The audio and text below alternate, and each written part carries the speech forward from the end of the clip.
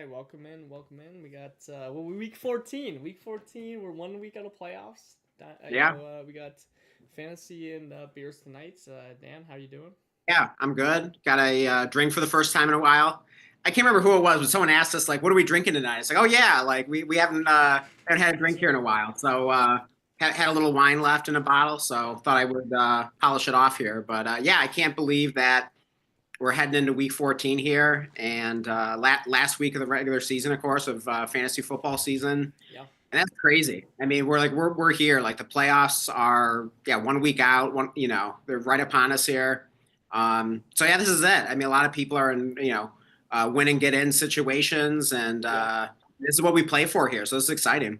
yeah. No, exactly. It's funny. Like I'm kind of just that's why I said at the beginning. I'm like, we're at week 14. We're a week out of playoffs. Like that's pretty crazy to think. It always flies by.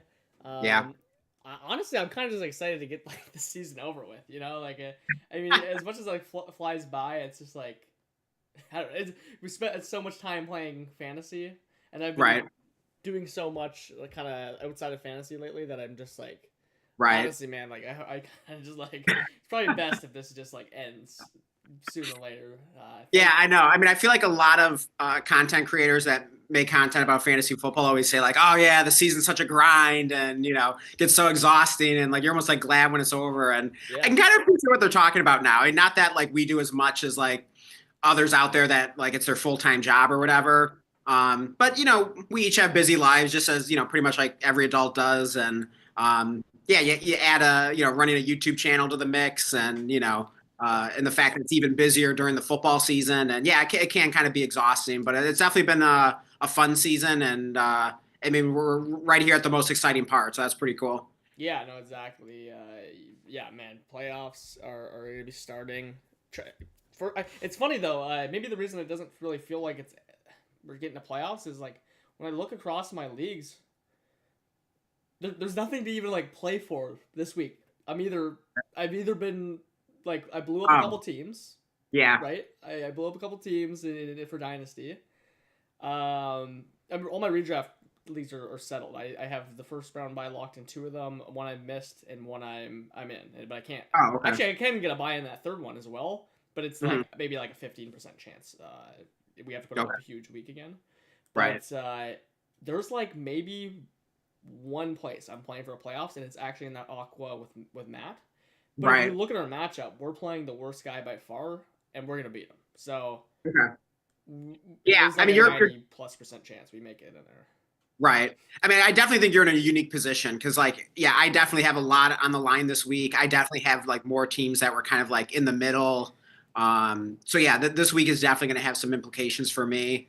Yeah. But yeah, I do have playoffs locked up in a few spots, and then of course I do have a few that are in full tank mode. So yeah, I hear you, but yeah, I probably have more on the line this week than Yeah. you do. Yeah, like last year. Yeah, last year I felt like I had a lot of playoffs, but there was one like coming down on the Monday Night Football game, and I held on by like 2 points to get in and stuff. Like I felt like I had a lot more kind of going or playing for buys. I'm playing for like one buy this week. The other ones either have locked up or I just can't get it.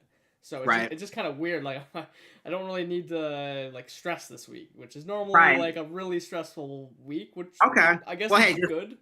yeah, it's kind of Um, like a calm before the storm. You know what I yeah, mean? And then you'll have all the excitement you can handle in yeah. week 15, I'm sure. Yeah, there is this one I need to make a trade for.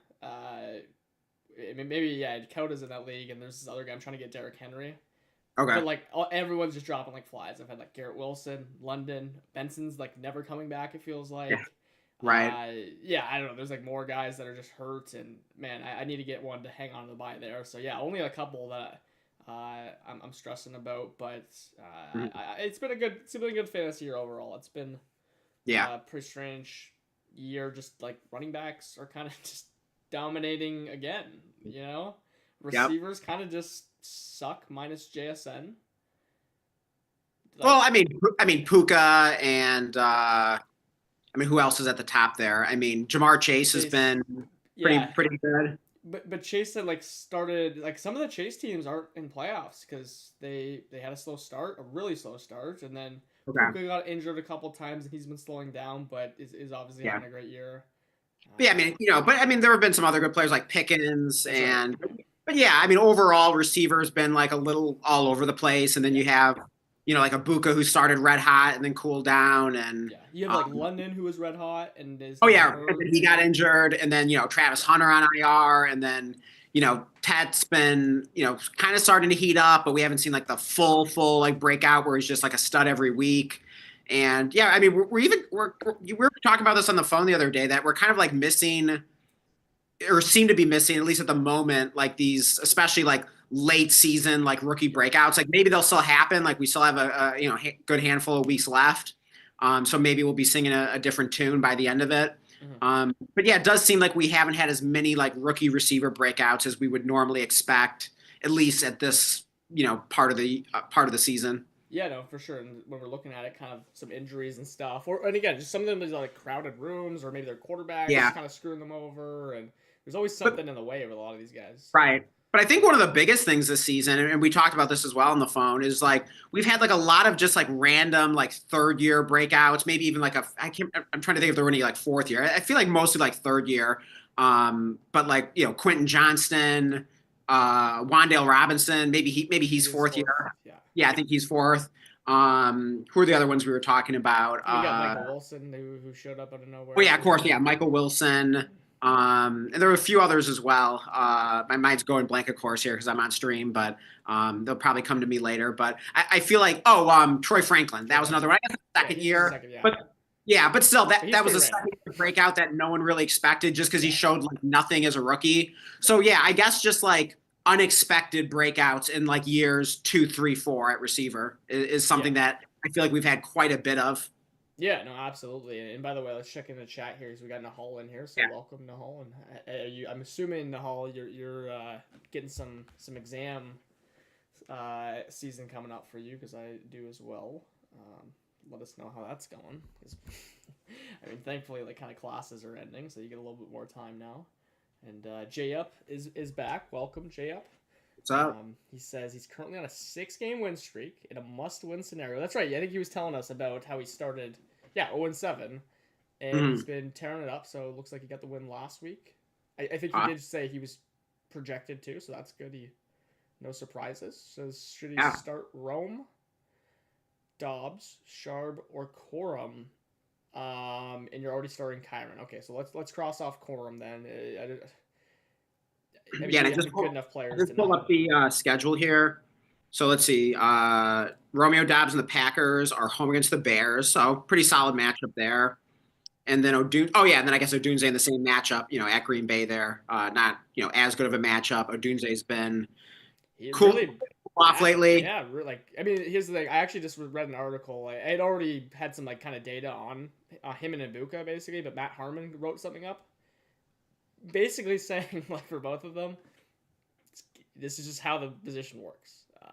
Like you kind of just get screwed over by things going on, and they both have had mid-season injuries, which hasn't helped either. Rome had that heel, and Ibuka had that hammy. So I don't know what to do with Rome. Like honestly, I kind of want to play Dobbs. Like I would say they feel like about the same level play. Same tier, right? Until proven otherwise. What do you think between those two? Like that's who I want to play. Dobbs feels better. Like if you need a miracle, maybe Odunze has the higher ceiling. But even then, like we've seen monster games from Dobbs before. We've seen 2 touchdown games like multiple times before. I think didn't he have a 3 touchdown game once or I remember he had like a monster game like in the playoffs a couple years ago against like the Cowboys. I forget the exact stat line, but we've seen big spike weeks from Dobbs. So that's the fun thing about Dobbs is it kind of feels like he gives you pretty good consistency this season. And he can still give you those big spike weeks. And, we're coming off Jordan Love with the big game against the Lions, of course, predictably on Thanksgiving. It's Toyotathon, man. I think I sent you did I send you that graphic? Oh, wait, that sounds familiar. Refresh my memory. Toyotathon's like the car, like Toyota's like, like sales campaign, but it starts. Right. I think it just started maybe like last week 11, maybe it starts or around there. Yeah. And I'm like 99% sure this is a real stat because this is something year over year.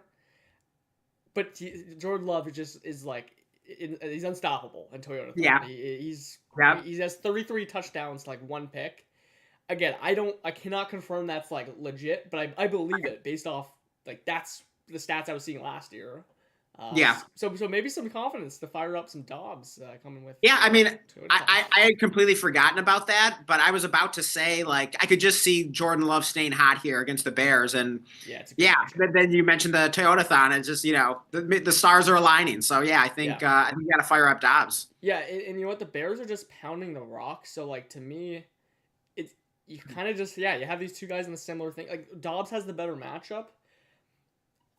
Like that's who I would personally play. I want to play Odunze. I want to trust it. But again, I just was saying on the last stream, since week 4, he has 2 games with more than 8.5 PPR points. Like we cannot trust that.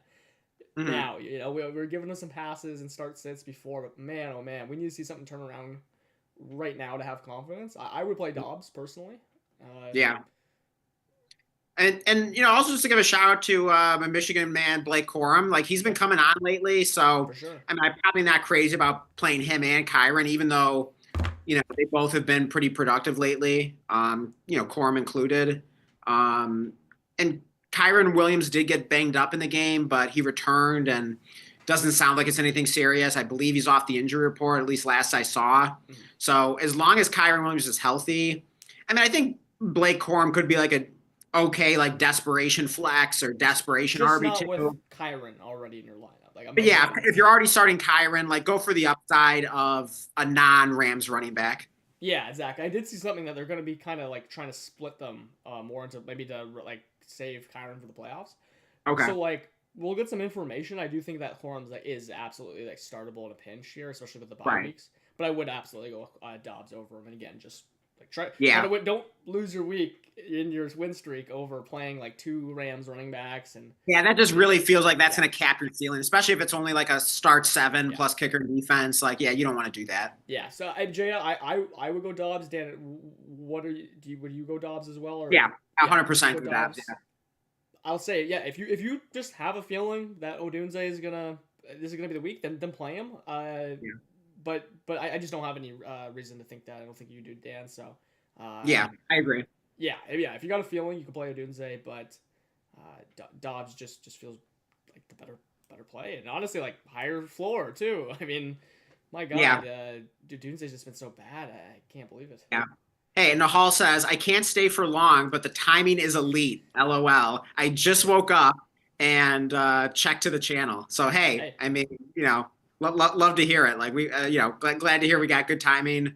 And I mean, we weren't sure how many of you guys would show up for a stream this late on Wednesday, because we usually do it earlier on our Wednesday stream. But yeah, good to see everyone here so far. And then we also have a comment from Harry Shape. He says, Burrow or Dak, must-win matchup. Feels hard to bench Burrow, but I like Dak's matchup better. And also between, let's do that one first. We'll do one at a time. So Burrow or Dak? I'll pull up the matchups here. Dak is playing Detroit, and though Burrow, I want to like. Dak has been so good this year. I mean, I actually would love to pull out like what he's actually done. I mean, we've talked about what a great matchup the Lions are for quarterbacks, for wide receivers.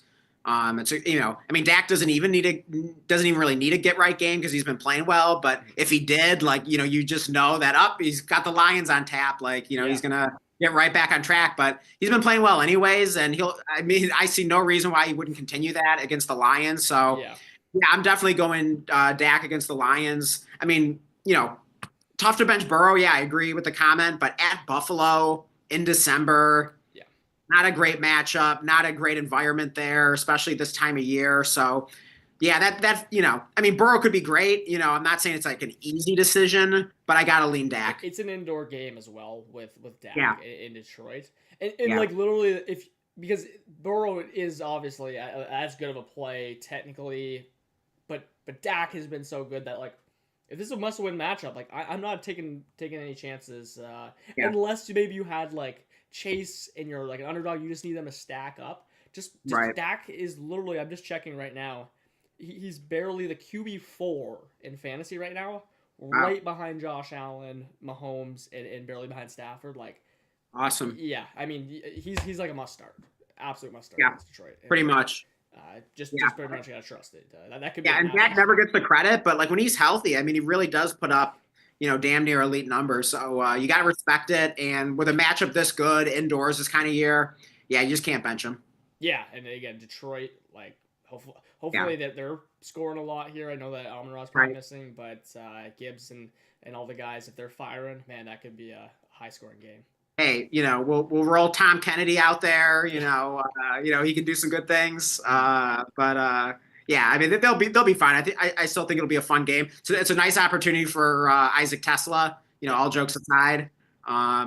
So yeah, I mean it should be fun. I mean good opportunity for him. I mean I might even be starting Tesla in a couple leagues. I think he's nice. At least a desperation start, if not. Yeah, I mean I don't know. I mean hard to have a ton of trust in him, but I do think has some intriguing upside.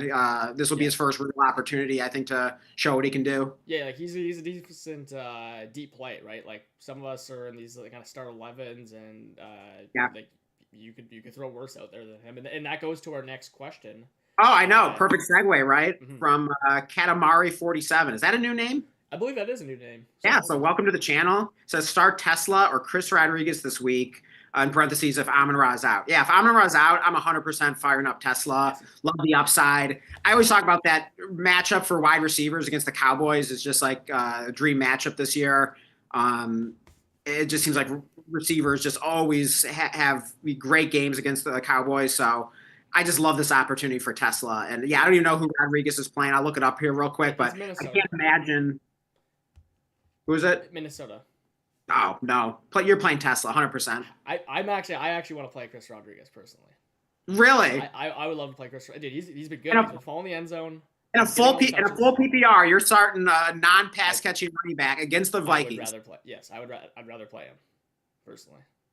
Yeah, I almost wonder. Like, I feel like you're always saying to like star players against the Vikings, and I'm always saying to star players against the Lions. Do we actually have like a bias against our own teams No. just because like we're like disillusioned by poor defense or? No, I think you could put these guys in similar matchups. It's just like Tesla has not. Here's the thing. He's just a little leap of faith. Like you could get left with 0 points on there. Chris Rodriguez will not get you 0, and I would say that their ceilings feel similar because. Yeah, Chris Rodriguez can just fall in the end zone just as well as Tesla can make a big play. I just touching the ball 15 plus times, like that's pretty hard to pass up with what Chris Rodriguez has been doing. So right. I mean, anything. It really has nothing to do with anything matchup wise. But again, the Vikings are the Vikings. They're down a lot. I know the Commanders aren't like great anyways, but they actually might even have Daniels back, which would be really interesting. Yeah. Maybe they get a boost there. I would just rather take the guaranteed points and have probably a similar ceiling with Rodriguez, personally. I mean, if we're thinking of like dream ceiling here, I feel like either player could have like 100 total yards and 2 touchdowns. The difference is Tesla could have like 8 catches, Rodriguez could have like 1 catch, Yeah. No, it's possible, yeah. I do think there's a higher ceiling for Tesla.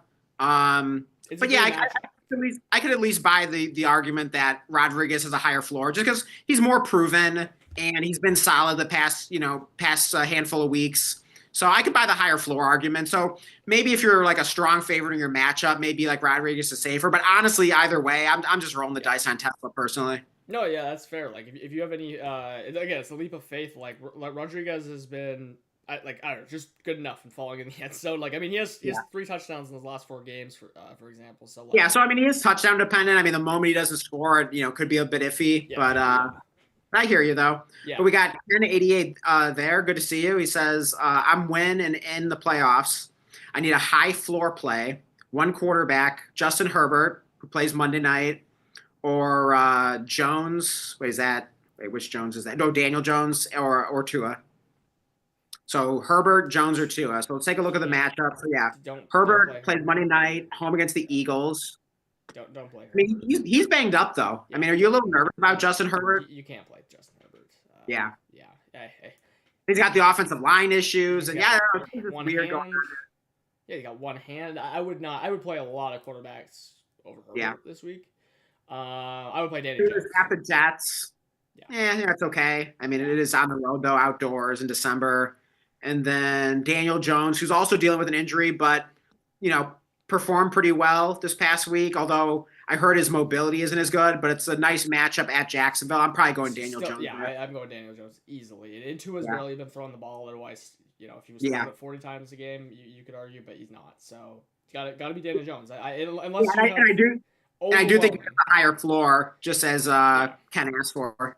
Yeah, like I'm pretty concerned about what happened with the whole Chargers offense. Honestly, it's kind of been Yeah, crumbling here. yeah. So Gatson has cooled off, and the receivers have just kind of been like all over the place, up and down the season. And Herbert was really good to start the season, and everything has just crumbled as the yeah, seasons went on. So yeah, yeah. Yeah, thanks for the question. And then Hall says, also, someone dropped Brissett. I have Baker and Love. Do I drop Baker for him? I could drop Rome Odunze or Bucks defense because I have Pittsburgh defense, but I'd rather have just two quarterbacks. You're definitely keeping the Bucks defense because they have the dream schedule from this week forward. So, I mean, I don't know how good the Steelers defense has been or how good their schedule is, but if they're not that great or if their schedule isn't that great, like maybe you could consider dropping the Steelers defense. But again, like I'm not an expert on like fantasy defenses, especially like in traditional scoring leagues. So use your own judgment on the Steelers defense. If you think they're worth keeping, keep them. But I definitely wouldn't drop the Bucks defense. And but yeah, what do you think? Would you drop either Romo Dunze or Baker Mayfield for Brissett? He also has Jordan Love. um, I mean the matchups are not good for Brissett, unfortunately. I mean he's just been a quarterback one though every single week. So Yeah, I mean he's almost he's matchup proof at this point. I mean, I yeah, honestly I think I probably would rather have Brissett than Baker the rest of the way. As crazy as that sounds, I mean I, Brissett has been like the pitcher of consistency. yeah. Baker has really cooled off and he's banged up. I mean, he might get Mike Evans back and Chris Godwin's getting healthy. So I don't know. That's Maybe what I'm there's saying. Like Godwin's urgent. back, Mike Evans is about to come back, Yeah, so it's gives me a really little hard. hesitation. Yeah, It's what I would personally keep Baker just to see if he can get like looking red hot. Like he can start ascending down. Where I think again, Brissett has had kind of a dream matchup yeah. scenarios. Maybe there could be a little bit of like back to reality because like obviously He's he's not playing. going to have he's just not going to be good every single week. From when he started till Yeah, the end of the season, like there's going to be some kind of dud in there, some kind of yeah, back to reality. and So he's we probably playing. are due for that. He's playing the Rams this week. So like to me, I want to just hold Baker. Yeah, Brissett again. You can kind of see. I mean, dude, if he lights up the Rams somehow, like maybe you can just say, okay, whatever, I'll pick this guy up. yeah. Maybe at that point, Yeah, but yeah, I don't think I'd drop Roma Dunze because like he could heat no, up heat back up at any moment. Also, like Baker was a league winner last year. I mean, he was one of those players that got so red hot in the fantasy playoffs and he won people championships. So that doesn't mean he's going to do it again, but that sticks in my mind. So yeah. Like if you were gonna start Brissett and he had really good matchups, like then yeah, you could. But if you're not starting Brissett, and I would start Love absolutely. right. Just keep Baker for now, and you could always maybe flip them, later, right? Yeah. So yeah, definitely don't drop Rome. And Yeah. have three quarterbacks. Definitely. Yeah, but good question though. I could definitely see why you'd be thinking about that. I mean, Yeah. Brissett should definitely be on someone's roster. So maybe your team's just too good that there's really no one you can drop, which seems to be the case. But definitely worth good question. Definitely worth considering there. Yeah, and he also said he sent his question in Discord. I think it was like a pickup one. It was like he has Okay. Rico and Travion Henderson on by. Who's the pickup? Okay. P. Ryan, Emmanuel Wilson, Ty Johnson, Jaleel McLaughlin, and Nick Chubb. I think Emmanuel Wilson is the one that stands out there. I mean, this is a nice time of year to just pick up those high upside handcuffs because you don't need as much like depth this kind of year. Like I'm trying to think of like a good example, like Josh Downs. Like if Josh Downs is on your bench, like unless it's a really deep league where you're starting like 9 offensive players or something, like what are you gonna do with Josh Downs the rest of the season? Like just Yeah, pick up Emmanuel Wilson. he's just looking for a play though this week, like someone to Oh, actually start. And Oh, I like gotcha. I agree. If I have to hold one of those guys, absolutely it's P. Ryan. But for a start, or sorry, it's Wilson. But if it's, Yeah. I would say for a start, I would just go with the hot hand here of like actually he didn't even have a good fantasy game, but P. Ryan had 14 carries and on his first Yeah. game back. I would probably just put him in there and just hope for the best. I don't have any conviction on anyone else in that list personally, and even Yeah, I think P. Ryan's kind of a sneaky start. I mean, I couldn't believe when I saw he got like 14 carries, and I think he got a few targets, and it's a great matchup against the Bills, who have been very yes. the running backs this season. So yeah, like fire up P. Ryan. Yeah, hope you get more than 3 points. I just checked Emmanuel Wilson. Yeah, he went back to 1 point and 4 Yeah. carries. Good luck. Good luck. Yeah. Hey, if you got a feeling on anyone there, I mean, I guess like Ty Johnson's not like the worst. He's kind of P. Ryan-y, so I To would just me, go with P Gallo Ryan seems like touches. the clear and obvious choice there if you got to start one this week. Yeah, that's who I would play personally, and just hope for more than 4 points. Yeah. So And good he luck says with that. also, WTF, did both my RB2s just lose their jobs in the same week? I got Rico Dottle and Travion Henderson. The buy is super annoying. I don't know their roles going into the playoffs. Yeah, I mean, I feel you. I have multiple shares of Rico Dottle in Dynasty, even just paid up for him in a league. And I'm embarrassed to say what I paid now. It was a deal with Trent where I gave Alec Pearson a second for, late second, hopefully for Rico Dottle and like an early fourth. And it's just like, bah, like that just sounds so gross right now. Um, yeah, but I mean, I don't think it was like a terrible process because these running backs, if you have the right ones, can really win you leagues. And who knows, maybe Dottle still ends up doing that. I mean, it doesn't feel like it right now, of course. But we'll see. I mean, things can change quickly. But yeah, that doesn't feel great with either Dottle or Henderson right now with what we saw this past week. Yeah, I mean, my expectations just have changed for Dowdle. Like, okay, maybe he's not going to drop you 30 points, but he's still, I still think he's a fun start. I mean, he played the Rams, number one, and I also did see something about Canales basically saying that, at least for what it's worth, Rico is basically like still the lead back. Like he said the early down back, meaning because Chuba was kind of it has been playing already as this like third down back already. So I'm really not like panicking over anything like that. I mean, what are you gonna do? You can't make a trade or anything. Yeah. And honestly, the thing with Henderson is like I'm not. What's weird is like yeah, you got the one where Stevenson was back, so like he was an absolute must start this past week. He's still a must start going forward. But like I'm really not surprised by that at all, like because we saw how the whole season went. So yeah, we do expect like teams to go back to, or just like to not put the genie back in the bottle, that whole thing. But like I don't know. To me, like my expectations were, like just for myself, were like Stevenson is probably gonna have more work than I would hope. But it doesn't really matter for Henderson. He can make those big plays, splash plays still. So he's still gonna be an awesome start, and he's getting obviously way more work than he was pre-Stevenson injury still. They were, Yeah. what, 50-50 split about last week? So, Yeah, they got a similar number of touches. And by the way, we got 9 people watching right now. Great having everyone here. Definitely drop us a like if you would be so kind.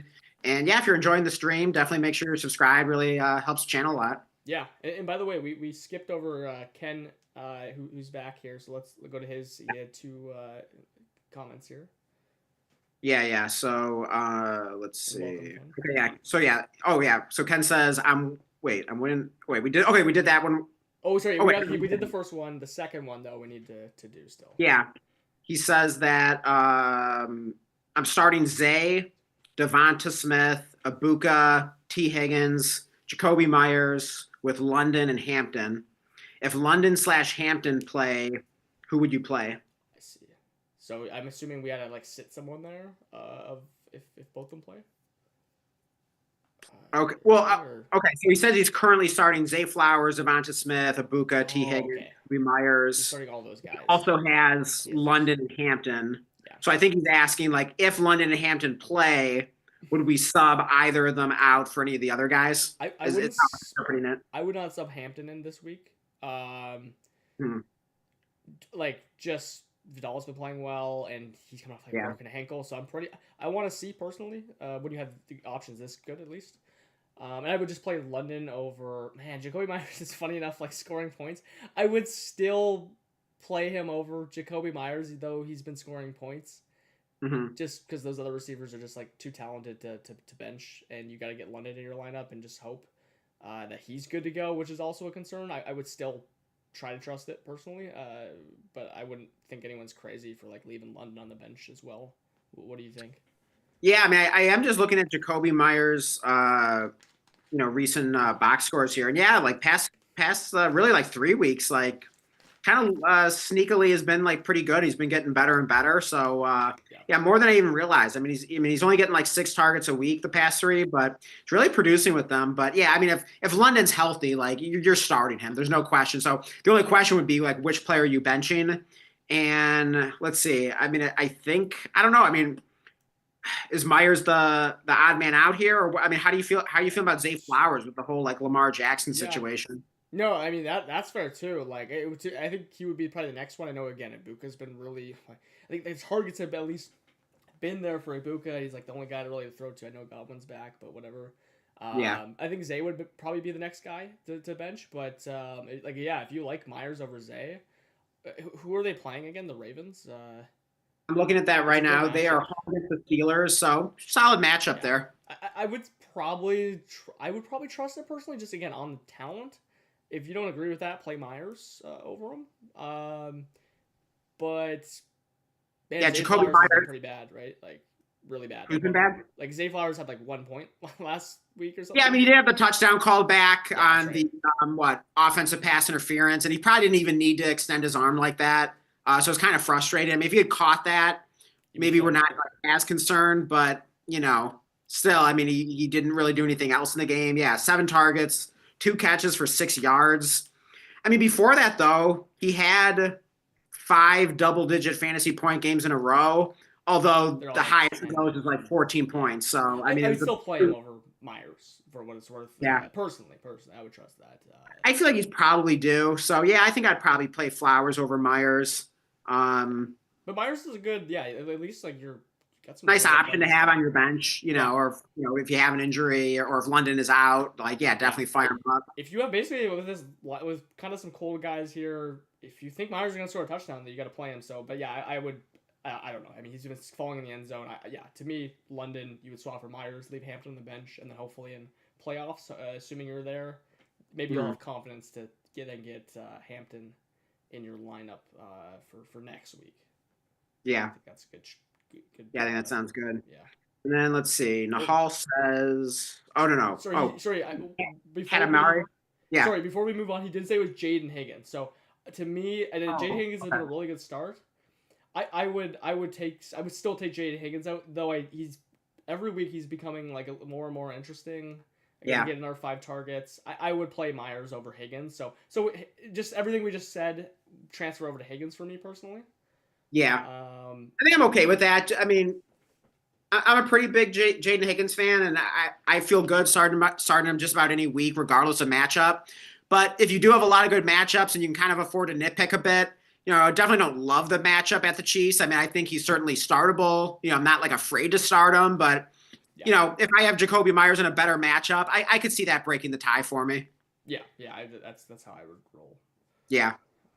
Cool. And then let's see, we have Katamari 47 says drop Benson or Jaden Reed to free up roster space.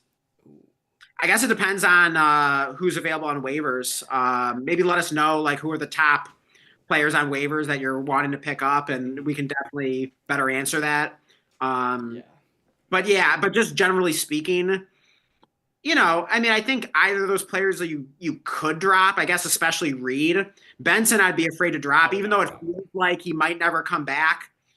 I at least got to see if he comes back this week. Like, if he doesn't come back this week, okay, then maybe you finally give up, but I don't know. We were talking about how like when you get frustrated, it can just feel like this guy's not gonna come back. He's toast. He's not Right. No, like Right. Trey Benson, like that could be true by the way, because like maybe his knee's completely messed up, he's not gonna be right. But he is one of those players where like, dude, if he comes back and is just getting Yeah. full workload, you cannot drop him. Jaden Reed, I think, is the one that you have to drop. If so, and what are you dropping it for? If it's a defense or something, I think it would just depend on what's already on your roster. If Jaden Right. Reed could actually crack your lineup as soon as like, I guess as soon as like the week after he's back, which I don't know Right. if it's this week, I'd feel pretty safe dropping him if it's unlikely, and you could always maybe pick him up too, like depending on what your waiver wire's like. So I do think if Yeah. you need to stash a really good defense or something like that, okay, I'd say that's probably all right. Yeah. Yeah, I agree. I mean, and we were saying like the Packers kind of need Reed, but I don't know. Like, we had the breakout game from Dontavian Wicks, and Dobbs have been good. Like Christian Watson's been balling. So like suddenly it does feel a bit crowded, even without Tucker Kraft. So not saying like Jaden Reed couldn't make some noise, and I definitely wouldn't like go out of my way to drop him. But yeah, if you needed to drop someone, I think that would be it. But yeah, I'd be scared to death to drop a potential workhorse running back on a offense like the Cardinals that are is playing great right now. Jacoby Brissett playing out of his mind. So he could be a workhorse, second-year running back. Yeah, I'd be scared to death to drop him. And yeah, don't get frustrated. I mean, we're all frustrated as Benson owners. Blake and I own him in a dynasty league that we co-manage. But But yeah, in a redraft, like if you drop him, your opponent's going to pick him up Yeah. because he's not frustrated, and then he'll reap all the rewards that, you had been paying the price for all season by rostering him. Yeah, exactly. So yeah, we'll see. Keep an eye on him. But Jaden Reed also a guy open. Well, I like holding, but if you do need to, I think he again just as long as like the best player on waivers isn't like Tom Kennedy at receiver. Yeah, don't drop him for You Tom know, Kennedy, but yeah. yeah, but like if that's like the type of receivers, but if there are Yeah. actually like good guys, like AD Mitchells and stuff like that on your waiver wire, I think that's good enough to do it. Yeah, I mean, especially if you need to drop him for like a player that you would actually like start this week, like that's totally fine. And then maybe you get Jaden Reed back after you start the player that you got off waivers or whatever. And then Katamari also says thoughts on trading A-Chain and Devontae Adams for Bijan, Ladd, and Waddle. So this is a 2-for-3 trade. So I mean, we're assuming this is a shallow redraft league. So I mean, we're generally going to pick the side with fewer players in a shallow redraft league. So that would be A-Chain and Adams in this case. But what do you think? Is it that simple, or are you thinking about the side with Bijan, Ladd, and Waddle at all?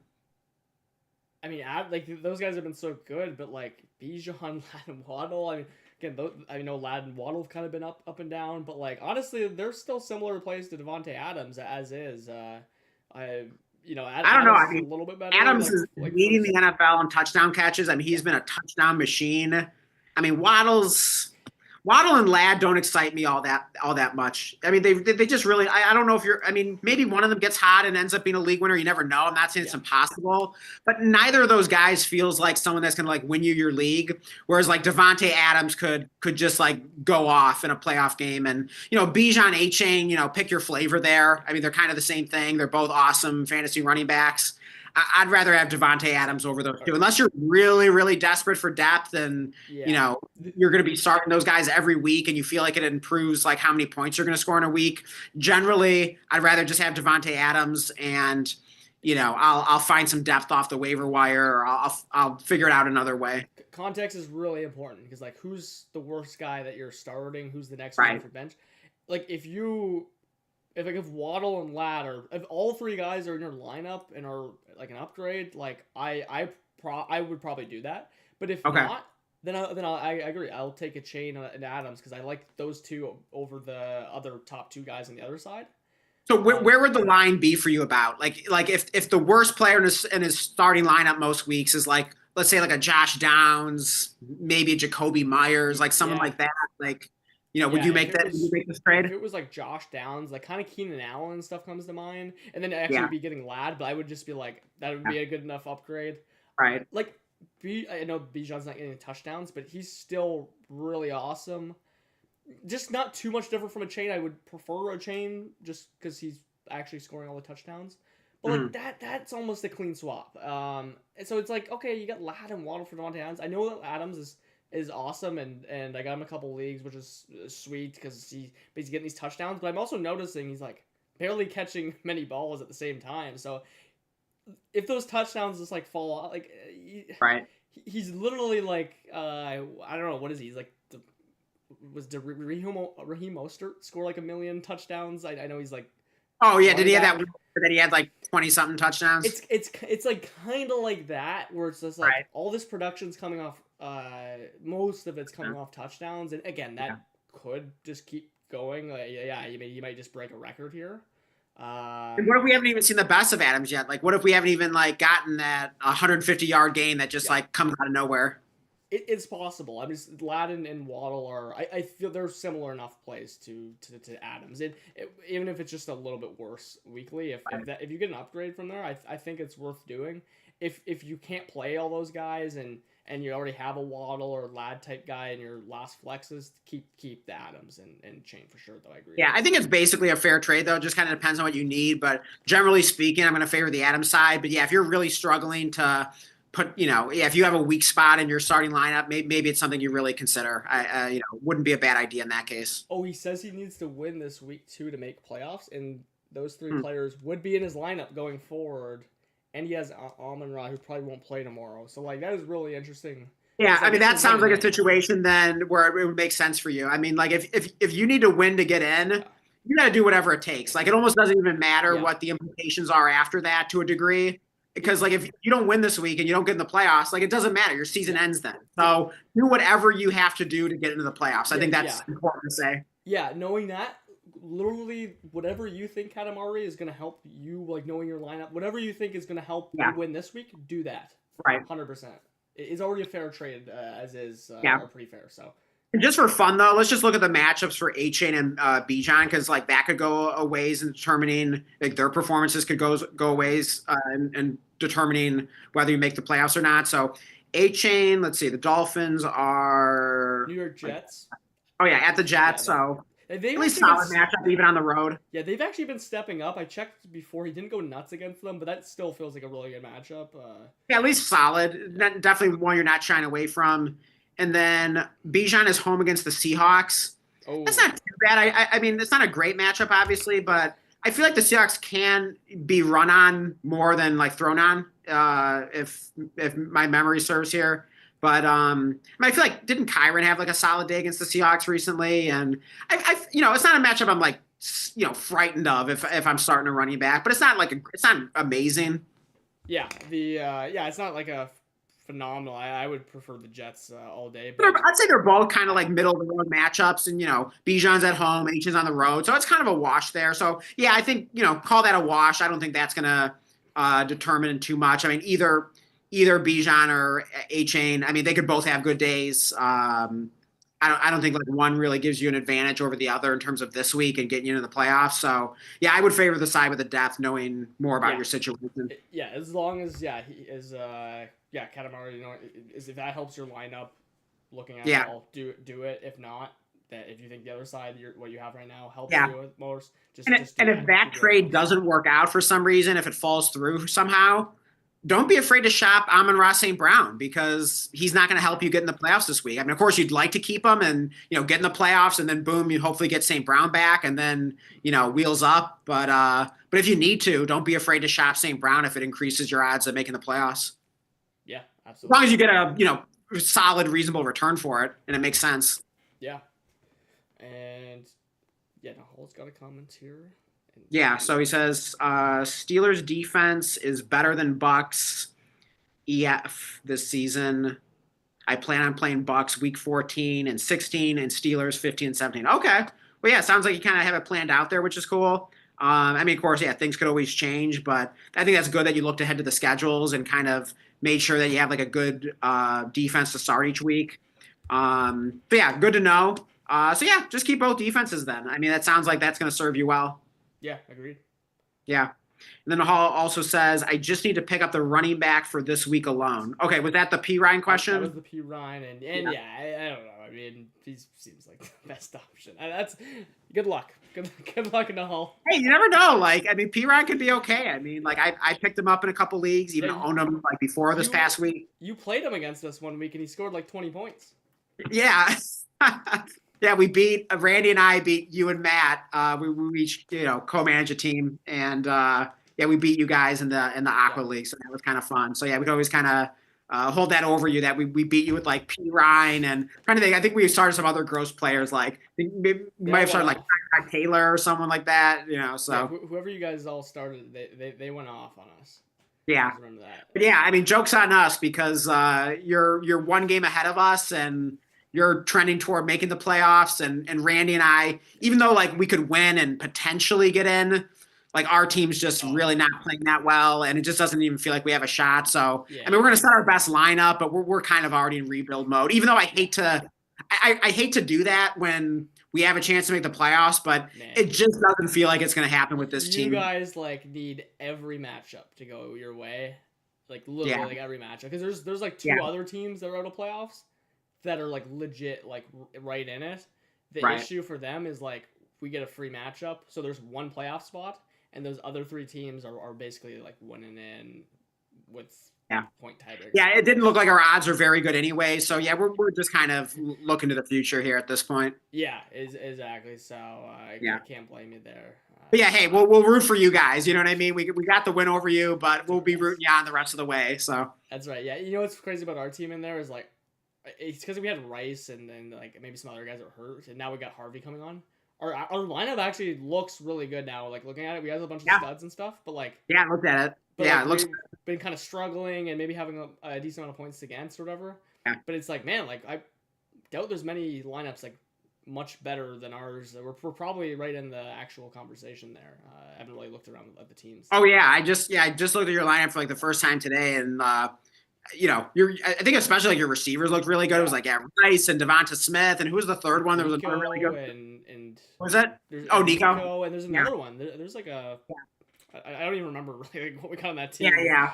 I know you have like Mahomes at quarterback, so you got the staff. Yeah, it's definitely looking good. We got Pickens and Dak. That's what else. Oh, Pickens, that was it, and Dak. Yeah. So yeah, all of a sudden your team seems to be coming together at the right time. So as long as you can just sneak into the playoffs, there, you're definitely gonna be a team to be reckoned with. Yeah. Luckily, I was looking at the matchup, and we're playing the worst guys, so I was pretty excited about that. We should be able to sneak that one through there and see what happens. Yeah. But hey, you haven't heard the last from Randy and I. Like we got 2 firsts next year. We got a bunch of other picks. I think we got some, decent young players to build around. So yeah, you'll definitely be hearing from us in the future. Yeah, you know what? We're actually rooting for something this week. There's a guy that we have as first, and he's actually in 7th now because we also have 2 firsts. And we need that guy to lose because we get to like the 105 or something if he loses. So that would be really nice. Yeah. Oh man, I forgot you guys have 2 firsts too. So yeah, we don't even have that bragging point over you. So yeah, you guys are doing great. Yeah, no, I hadn't even like looked at that team in a while. Like looked in depth at it, and I was just like, holy crap! Like this guy is like out of playoffs. Like we might have a decent first in our hand here. I thought that guy. Yeah, I think our extra first is last I checked. I think it was looking pretty good, but I'll have to check it again. But yeah, I mean, I think we should both be pretty good in that league for hopefully years to come. Yeah, hopefully. Yeah, and then back to the live chat here. Let's see. Okay, yeah, we have Katamari says, I need to win this week to make playoffs, and those 3 players would be in my lineup. Oh, I think you already read that. Yeah. And then let's see, we have Val's the GOAT. Yeah. He says, Val's the GOAT. Yeah. Says, thoughts on Mad Max. How did you guys meet? So yeah, Mad Max. Is that Brosmer he's asking about? Oh, okay. So I saw this comment earlier, and I was like wondering, like, what is like, was there a new Mad Max out? Like, I'm like, he's not asking about Max Crosby. Like, that's his name. Right. No, yeah, that's definitely what he's asking. I would have to assume. I know. Yeah. Okay. So Blake, you are the resident Vikings fan here. Give us your full breakdown and review of Mr. UDFA. Preseason hype machine Max Brosmer. I was very excited to see what happens. Like when we're talking on the stream, I mean, he was good. Literally, especially if you had a dynasty, good pickup just to see what happens. Mm-hmm. Also, when we're doing start sits, we were telling people to sit Jefferson last week. So, or I know we told at least one guy because obviously I think we only maybe had like there's not many people asking to sit Jefferson. There will be now. So hopefully we did make the right decision for someone out there last week. But yeah, not much confidence, and it's actually possible to be worse than McCarthy. So it's good to know that. Honestly, I think it's might be a good thing for McCarthy. It's gonna feel like an upgrade for the Vikings. But look, he was a UDFA. It was kind of fun to watch that game, like as bad as it was, because it was just like no expectations. It's like, can this guy make a play? And if you got him in some dynasty leagues or whatever, I think it's safe to drop him. So yeah, he should not be even like the backup on that team. Mad Max, it was fun. I liked it though. That game. Yeah, I mean, you guys didn't even realize how good you had it in JJ McCarthy. You know what I mean? Like, obviously, I'm joking. I mean, McCarthy's been like historically bad, but that's the best thing that could happen for McCarthy, though. Honestly, is like probably is be way worse than him somehow. Because somehow when McCarthy's playing, they're at least in the game somehow. Someway. It's because he's not throwing like pick sixes on the 2-yard line. Like, yeah, I mean, jokes aside, I mean, like McCarthy definitely deserves the criticism he's gotten, but at the same time, like he does kind of feel like a winner in a way. I mean, maybe that's like a weird thing to say because he's just been so like embarrassingly bad.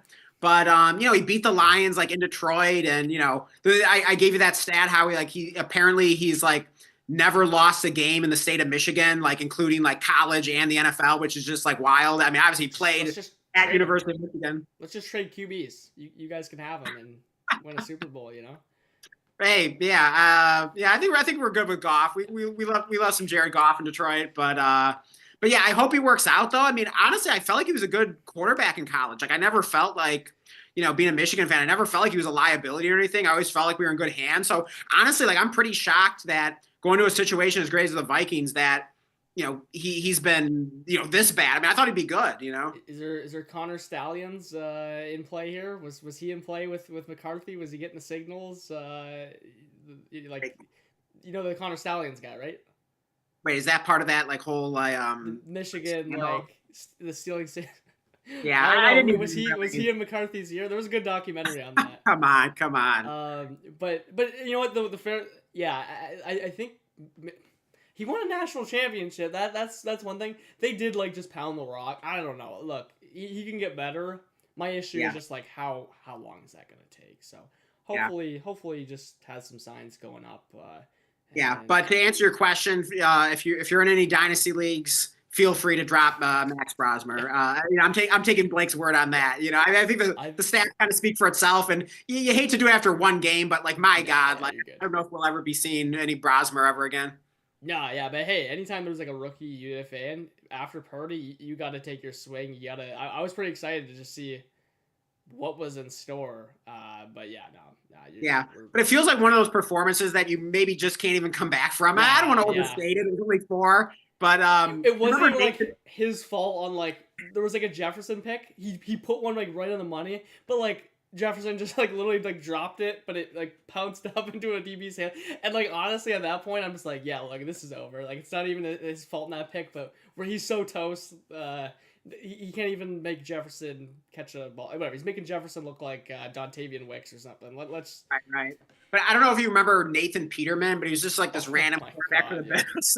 It was probably like 10, 15 years ago or something like that. It was a long time ago. But he threw like, how many interceptions was in that one game? It was like 7 or 8. It was just 6 or something. Yeah. It was more than that. I'm pretty sure it was like 7. It was like 7 or more. Oh my God. I'll look it up. But it was on the Bills, right? And it's just like, I mean, I think he stuck around the NFL as a backup for a little bit after that, but it just felt like one of those games that you just can't like come back from. So no, yeah, you that's what I thought of with Brosmer.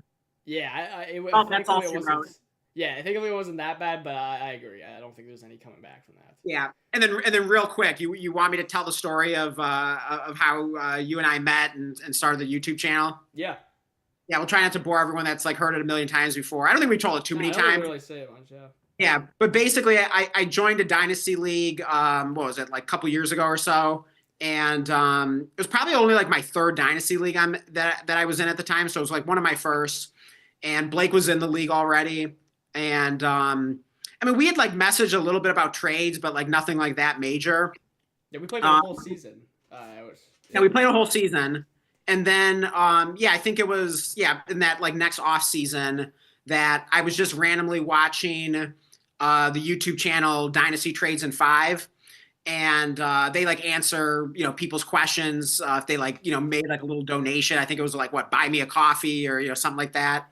And all of a sudden Blake's question comes up. It was like your same username from like Sleeper, the @Diggs2663 or whatever. And I was like, oh my God, like, that's Blake from the Dynasty League. Like, ask and basically you were having them like review your trade that you had just made in the Dynasty League we were in. And it's like, oh yeah, I remember that trade. And I think it involved like James Cook and I can't remember what else. And the 105, yeah. The 101, You have a good memory. And so I thought that was kind of wild. So I sent you a message. I'm like, hey, I just saw your trade on Dynasty Trades in 5. And you were like in Mexico at the time on on a yeah, like I completely forgot I even done that. And then I sent a message. I was like, oh, yeah. Yeah. And so anyways, it kind of just got us talking. And then, because that was on a YouTube channel, you had mentioned that you had a YouTube channel, about fantasy football that you occasionally like put out a video or something just kind of for fun. Yeah, Nothing I didn't even make any content like actually for like fantasy football. I just did like for our like one of the leagues that it was Grease Bowl, and I had just like done like some videos throughout the year talking about the league. Right. But like there was a channel that existed that technically was about fantasy football. Yeah. And I'm trying to remember what it was even. I think it was just called like Diggs or something like that. I can't remember. Just about username, I think. Yeah, exactly. And I don't know what made me say it, but I just thought that was cool. I was like, hey, well, if you ever need like a guest on the channel or something, let me know. I'd be happy to like jump on. Maybe in my head I thought it was like, because I hadn't even like watched any of it yet. I did, maybe I thought it was like, something more than it even was. But I was just like, oh yeah, if you ever need a guest on the channel, like let me know. And basically we did that. Yeah, before really shortly thereafter, we decided to, yeah, just like record a show together.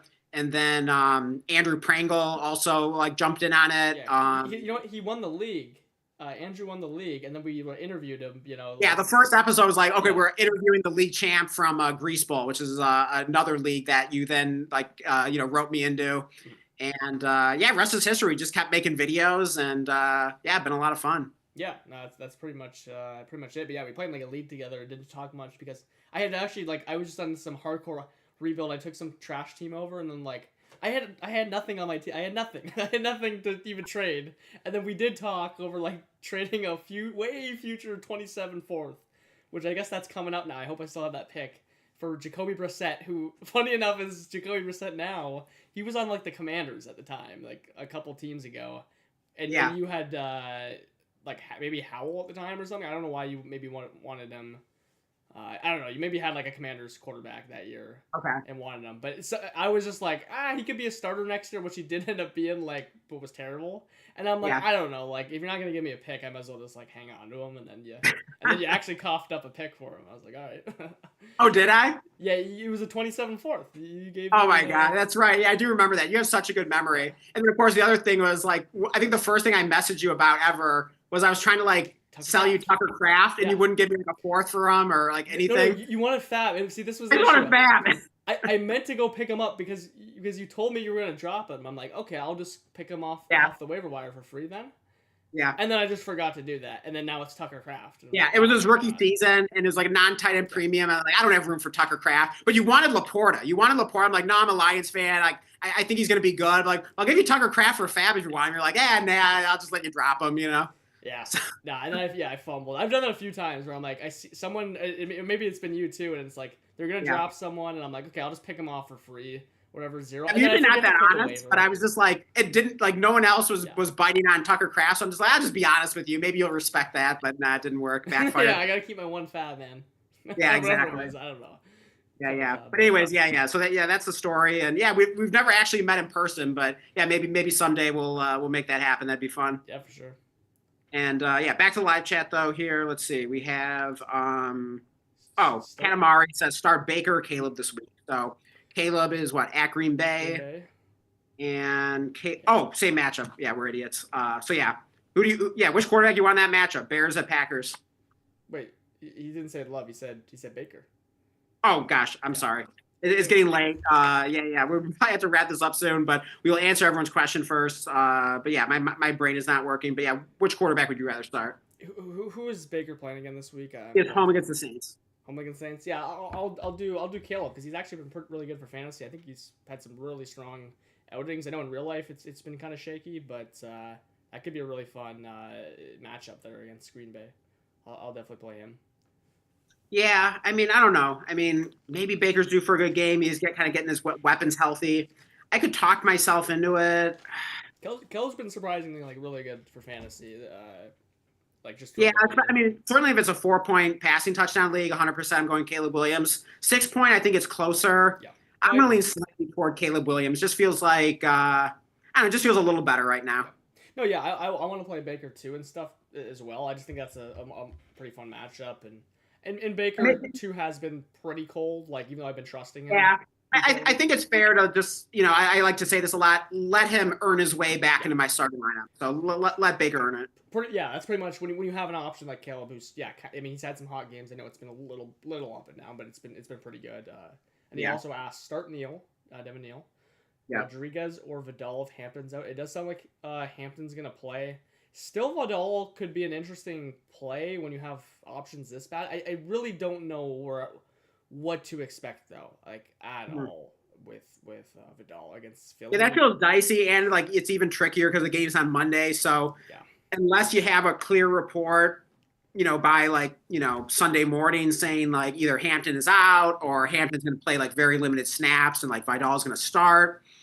Unless you hear something like that, it's going to feel a little dicey. So you probably just need to assume worst case scenario that like Hampton's going to be active and who knows exactly what the split's going to be, but they'll both probably have some kind of role. So, and also if Herbert's like banged up or out, like that's going to make it worse too. So I might go with one of the non-Charger options there. I don't know. Which way are you leaning? Yeah, these are also similar. Again, full PPR, like Rodriguez is like the only one that's like not gonna catch a pass. But Right. again, I don't think Neal's gonna fall in the end zone. Like he actually has a good workload, which I like. But I don't know, what are the odds of him finding the end zone with like Taysom Hill and stuff? I don't know. Taysom Hill really hasn't done much, and I thought he would have a bigger role this past week, and he really didn't. I finally even dropped him in the listener league just because I think like it's just Yeah. I kind of feel like if it didn't happen last week, it's probably not going to happen. So I He's don't know. I could see like Devin Neal kind of coming on and being a bit sneaky here. I like that he can catch passes. I do I like like that Taysom Hill was like a non-factor last week. So I think you could really kind of go with any of those three there. It's pretty close. I'm going to say Devin Neal, just kind of on a gut call there, but Yeah. I can't say I feel super strongly about it. If you need, yeah, like 9 points or something like that, I say go Devin Neal. Yeah. If you Yeah, I need think a he guy probably to has score touchdowns, like maybe fall in a couple times. Like I still think that's Rodriguez, but I don't think the floor is as high for Rodriguez still as Neal because yeah, Neal has good workload and can catch passes. Again, I just don't think you're gonna get like anything of a spike week out of him for the most part. So yeah, I don't know. Maybe Vidal has like the highest he ceiling, might. just in case Hampton has a very small role or something like that. Yeah. So if you need the ceiling, maybe go Vidal. The only problem is with Herbert kind of being a bit of a question mark. That's Yeah. what kind of muddies the water for me a bit with Vidal. Yeah. Otherwise, I might just gamble on, okay, maybe Vidal will still be like the main running back in this first week back for Hampton. But with Herbert kind of banged up, it definitely kind of muddies the water. That's a really tough question. I wish I could have like more of a clear answer. Yeah, if you have a gut feeling, I'd say go with it. But I'd say if the floor play is probably Neal, the ceiling play is probably Vidal. That's what I'd say. And I don't know if you just for some reason one touchdown and like 50 yards or something like that is like I don't know, maybe that's Rodriguez. If it's a non-PPR or a half PPR, maybe that leans you more toward Chris Rodriguez. I think you could talk yourself into any of these players. I hope you have a gut feeling because I would just roll with that. Yeah, but ask yourself whether you need floor or ceiling. I think that could kind of make the call for you there. Let's get its back. Hey, let's go. Let's see. And he says, "What's up, y'all? Well, this is go big or go home to get in the playoffs. Need 2 receivers and 1 flex. Jacoby Myers, Adonai Mitchell, Marv if he plays, BTJ, Devon Vele, Romeo Dobbs, Woody Marks, Nick Chubb, and Zach Charbonnet." Okay, so you give us a lot of options here. He brings that mid-wide receiver room back, but he's got some additions. He added A.D. Mitchell. And right. Yeah. Okay. Very good. So so let's do this one at a time here. So first we need 2 wide receivers. So what 2 receivers do you like best here? I mean, we definitely had a big spike week from Adonai Mitchell. Yeah. He's a kind of a fun play. I definitely like him as a pickup. I think you could start him this week. I mean, it's hard to know exactly what you're going to get. I mean, it feels a little bit like point chasing, but I don't hate it. But let's assume Marv is going to play, though. And I think Brian Thomas is healthy. I didn't really see what he did last week, but who do you feel best about? Yeah, I mean, Marv, he's actually like not practiced from what I've seen, right? So I mean, we could still, DNP still. I mean, it's early. We can pretend he's playing, and he had a good enough game that. I don't know. Like I guess he earned his way back in there because BTJ. I think I told you to play him last week. I think you did. So yeah, let's steer clear from him this week. Yeah, I'm pretty sure I was anti BTJ last week for whatever that's worth. I mean, I have my fair share of bad calls too. But yeah, you 3 targets, 2 catches, 28 yards. Yeah, Marv had a good game though in his first game back, but then of course he gets banged up. Yeah. I would trust Marv over Brian Thomas this week. Even with 100%. Like, not 100%, but if he, so I would play him if he's playing and not like completely limited or really something worrisome. Yeah, so Adonai Mitchell is home against the Dolphins. Jacoby Myers home against the Colts. So those are both pretty good matchups there. Myers has just been good enough that like I think he's just earned his way as well with as your second receiver, like counting Marv as well. Now let's assume for a moment that Marv doesn't play. I think I go A.D. Mitchell over, but Vele's kind of. What about Dobbs though? I mean, we were talking about Romeo Dobbs earlier. Oh, that's right. Yeah. I just didn't even see Dobbs because he was. So would you say Marvin Dobbs if everyone's healthy? Yeah, I go Marvin Dobbs, and then Myers is is the Blake backup is option. is kind of is your Marv replacement because again Yeah. he's been good enough getting in the end zone and flex though then for me would probably still be It'll be either, I guess, Myers. Myers if Marv plays, and if Yeah, not, probably Adonai Mitchell. yeah. You know what? I don't know what to do with Woody Marks because the workload is there. If he just falls in the end zone, he's the right play. He just hasn't been Right. falling in the end zone, so He I does get banged up every week for he whatever does. that's. I don't know if it's just a big thing. But he Not a keeps great coming matchup back. at the Chiefs. Who is it? The Chiefs? Yeah, Woody Marks is at the Chiefs on Ooh, Sunday Night yeah. Football. That's tough. That's really tough. Yeah. Okay. I Heck love yeah. that. I'll go 80 Mitchell in if you need a desperation flex just off 12 targets. I mean that was a. Yeah. I don't think that's gonna happen again, but good enough to. Who knows? I mean, like we've been waiting for this from Adonai Mitchell. I mean, he's a great separator and had lots of potential. And he finally does it. Like maybe he just stays hot. Like I'm not gonna write off that possibility. Yeah, I mean, it seems like a game that you could get that for. So I mean, at least you got AD Mitchell now, and you got Valet, and I think he could be in the mix. Like maybe If you're Yeah, some nice pickups there. yeah, So hopefully maybe you'll get out of this kind of mid wide receiver room. But yeah, I definitely think Adonai Mitchell's a fun pickup there. And if you need upside, I mean, you could even argue Mitchell maybe has a little more upside than Myers, but Myers does feel safer. yeah. I think the floor is Yeah. appealing enough, and again, there's still a ceiling on Myers. He's just Yeah, and it does feel a little bit like point chasing with Adonai Mitchell, so I'd feel a little better seeing it another week. yeah, So I'd probably lean toward Myers unless you just really need to swing for the fences. yeah. No, exactly. Yeah, yeah, good question there. And Okay, let's see. he actually just he answered or he gave us his current lineup, and it was just what we Oh, said. well, there you go. We didn't even see that, so I guess we Yeah. agree with you. Minus, I guess he had Mitchell and over Dobbs. I would play Dobbs Oh, over Mitchell. I think as you said.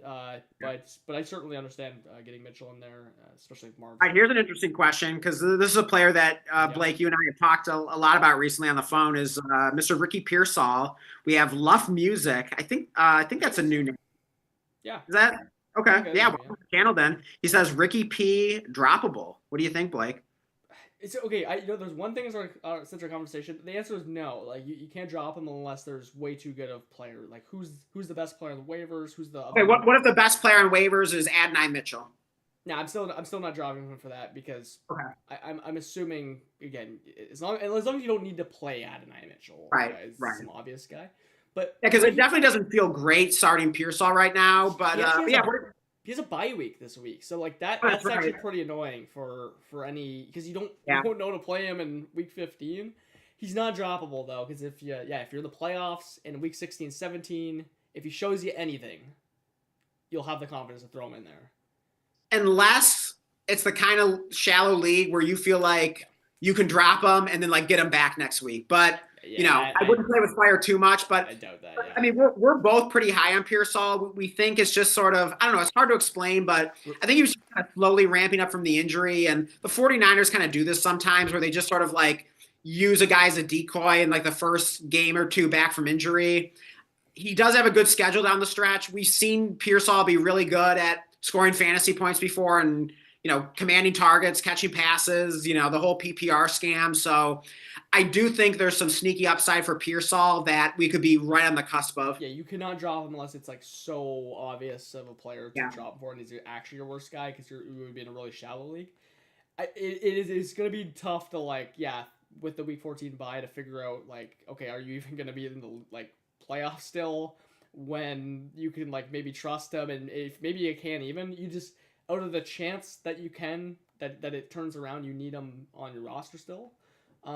And yeah, like he's in for you dynasty players out there. Like if you can get him for like a mid-second, I think that's a really good buy. And I'm like been like a Ricky Pearsall hater all off season, but I think it was officially buy low time. Yeah, even like a fake first, as we like to call it. And a fake first is basically like a second plus. You know what I mean? That's basically what a fake first is. So yeah, I mean, yeah, what could you add to a second to get him? Like we sent out an offer. We basically added like Chimere DK to a second, see if we could get him. We even asked for a fourth back, but if the guy countered and removed the fourth, we'd probably accept it. Oh, no. So something like that. I do think he's a sneaky buy in dynasty. But yeah, I mean, if it's a really shallow redraft league and he's your worst player and you need to drop someone this week to like pick up someone to start, yes, do what you have to do, but try to get him back next week if you can. And only again, only if you have to. Yeah, that's the only scenario. So Yeah. yeah, Yeah, good question though. I do think he's a really player that we definitely need to talk about because yeah, I mean, I could definitely see a lot of people wondering that right now whether they should drop because he's been useless the past few weeks and it has been discouraging. But I think we're almost there. yeah. Hey, we got Todd's Real Lawn in the chat. He Welcome says, back. Bills fan here. Petter Crap had 5 INTs in that game, almost 5 possessions in a row, I believe.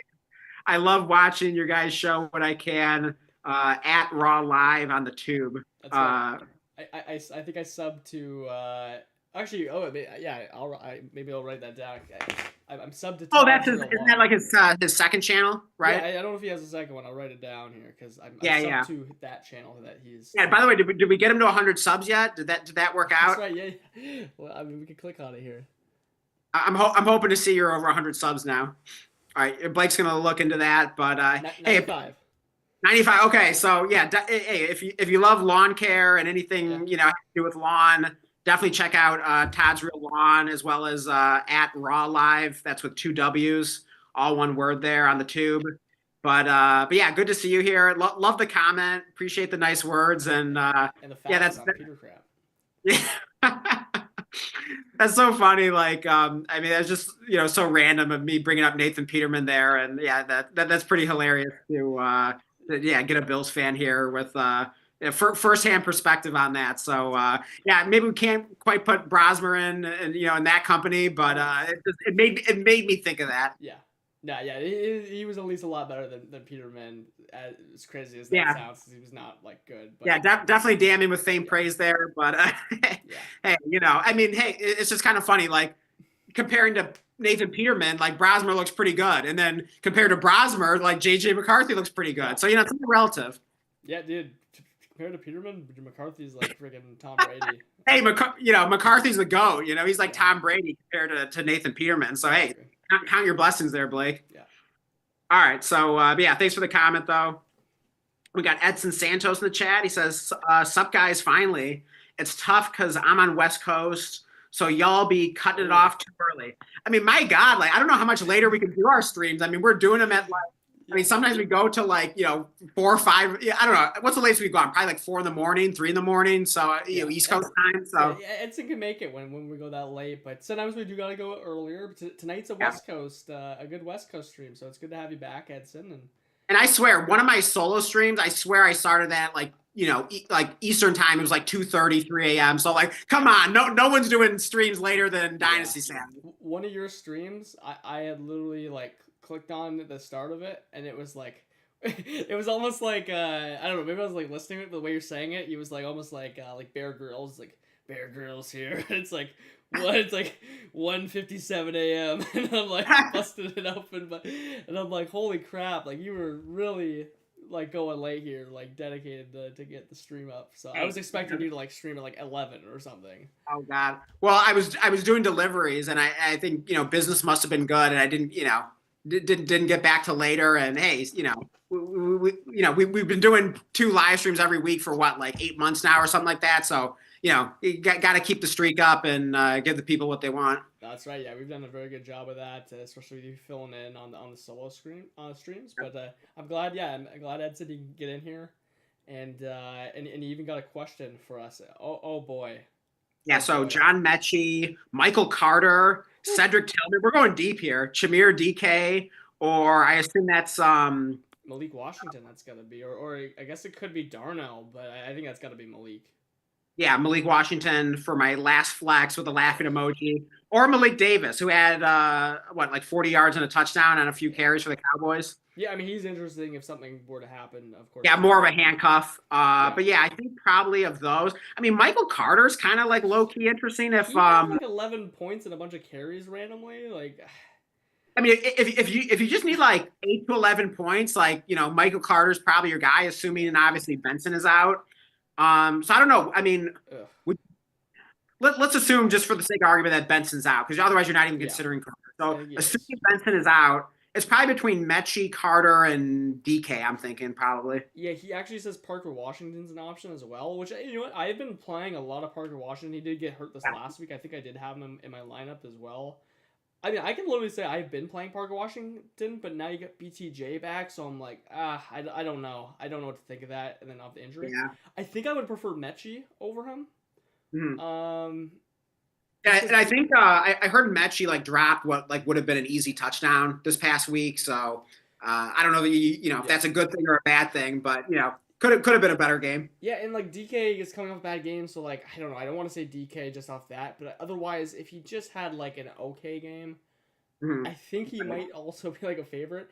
Mechie's targets have been there though. He's like I think he had like 6 targets, Right. 6 and 8 or something. Like I think I think I want to play Mechie, but man, oh man, like dude, if you have any conviction on anyone over Mechie, do it. That's who I would play. I'm Yeah. pretty sure of that. Yeah, I don't know. I mean, Mechie could almost, you know, be like the new Parker Washington right now. Just kind of like That's an exactly it. exciting, Yeah. like PPR scam kind of slot receiver. So Yeah. I think he's probably the right answer there. But yeah, if you have a gut feeling on like Michael Carter or DK, I'm looking at the matchups too. Let's see, the Titans are at Cleveland. That doesn't sound good. So I think maybe avoid DK. Yeah. Yeah, Carter is home against the Rams. That's not amazing. So yeah, I think kind of just by default it's Mechie, and I think that's a fine desperation start. Yeah, I think it's a fine desperation start. It is just kind of like that by default. I think Yeah. she's shown the most of all these guys, and Parker Washington has as well. If you do trust with kind of all the there's just here's the thing. It's not just BTJ that's back. It's Brenton Strange is back. So there's just And there's just Jacoby Myers has been yeah. producing, so it's just a little too many chefs in the kitchen or whatever. Yeah, it just feels like there's a little bit too many mouths to feed, and then there's just Menchie fighting with AD Mitchell and I guess Mason Taylor. It's just it feels like you can get that touchdown or that well maybe I don't know not maybe I think he does have a touchdown or two. Since he might actually have 2 touchdowns in his first 2 games, I could be wrong, but Yeah, he showed enough. And then he also says about Malik Davis being an elite handcuff, and like honestly, like we've been kind of spamming him in some on some waiver wires. I should have been better. I didn't get him everywhere. right. But I got him in a few leagues, and I think I saw you picking him up as well. Like, Oh yeah, I've been grabbing him everywhere I can, he and looks good, man. Like, I don't. I think I did mention it actually. I think I mentioned it when you had went off the stream before that Dallas. I guess the before the Thanksgiving game. I yeah, was saying I think it was KO was in here or. I don't know, but yeah, was it KO or no? Michael Hart. yeah. When I had signed off, you were saying like how he looked like really fast and explosive. He looked like I saw that and I'm like, that's not Javonte Williams. Like that is not him. And I'm like, dude, Malik Davis is on that team. So yeah, that's what made me pick him up in some leagues. Like and then he scores the touchdown. Like he looks good. So yeah, I agree. He is kind of like an elite handcuff for being like who he is. I guess like Yeah, and I really know like very little about him. Like, has he played for other like NFL teams, or like where the heck did he come from? Dude, him and Rico Dowdle were scrapping since like 2022 or 2023, like that long. That's how long he's been on that team on the practice squad. Yeah, Okay. the year before you would have joined Blood, Sweat, and Beers, like Right. he, I think I might have even had him rostered that off season. Oh wow. He's been on that team a long time. I was shocked that he was still there. Yeah. So yeah, definitely a great handcuff there, and yeah, Edson also says slim pickings about those options there, but yeah, but you know, sometimes he's got to ham and egg it, and you know, dumpster dive and just try to find that one like decent player. But yeah, hopefully Mechie can. Yeah, I don't know if it's like a. Can't remember if you said if you're in like a must-win situation or whatever, but yeah, hopefully he gives you what you need this week. Yeah.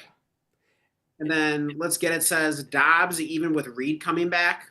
Yeah, I don't feel like Dobbs is really going to be affected by Reed's return, at least in terms of like snaps, right? Yeah, at least in terms of like playing time, I don't think he should be. It could though, it could because like Wicks had been going in the slot a lot, and I mean it's possible to at least. But I don't even know if he's back for sure. You know, maybe he's asking like if he's back. Right. I would say if you do think he's gonna lose snaps and stuff, I'm not sure that would happen the first week back.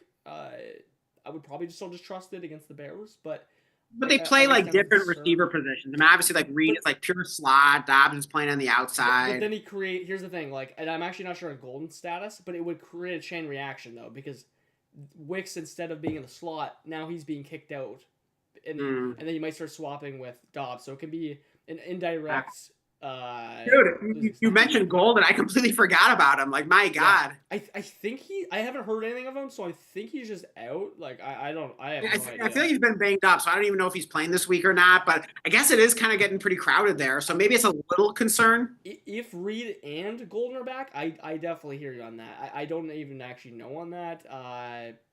Yeah, I maybe make a gut call based on like what, because I think it was between like Dobbs and AD Mitchell. Like, yeah, if you think Dobbs is going to be affected, I don't blame you. I think it's possible.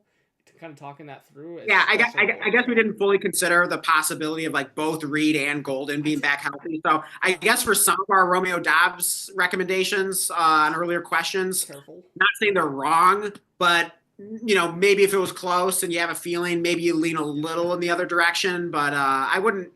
But who knows? I mean, let's see if either or both are even Yeah. back. It's not a sure thing. Yeah, I'm not really sure if even either of them are back. I did. Reed's practicing. I checked in on him. Maybe we got an update I didn't see, so that's interesting. Okay.